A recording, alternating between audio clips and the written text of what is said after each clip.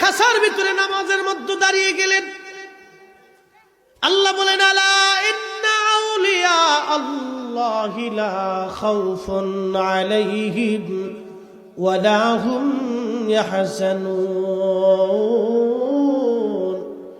নিশ্চয় সাবধান, আমার ওলি যারা তাদের কোনো ভয়ও নাই, কোনো চিন্তা নাই। তার বাস্তব উদাহরণ ছিল মুজাদ্দিদ আল ফিসানি রাহমাতুল্লাহি আলাইহি। সিংহের খাসার মধ্যে নামাজে দাঁড়ায় গেলেন।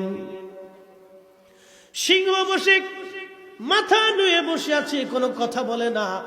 সম্রাট জাহাঙ্গীর দূর থেকে দেখে সর্বনাশ, এটা কেমন মুসলমান রে, সিংহের খাসার ভিতরে সিংহ তাকে ধরেও না ছয়ও না, নামাজের মধ্যে দাঁড়ায় গেলেন মুজাদ্দিদ আল ফিসানি।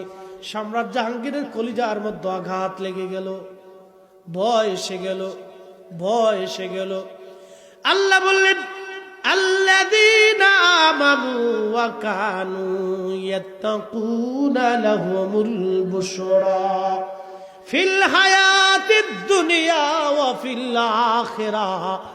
আল্লাহ বলেন যারা ঈমান এনেছে, ঈমান অনুযায়ী নেক আমল করেছে, নেক আমল, নেক আমল,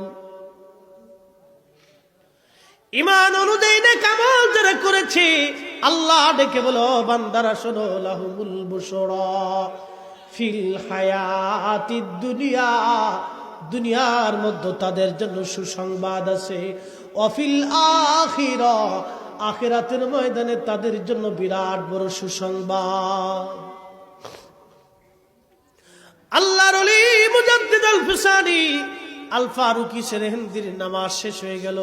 সিংহ তাকে টাসও মারল না, সিংহের জবান খুলে গেল, ডাক দিয়ে বলে হুজুর, পৃথিবীর কেউ যদি আপনাকে না চিনে আমি চিনি।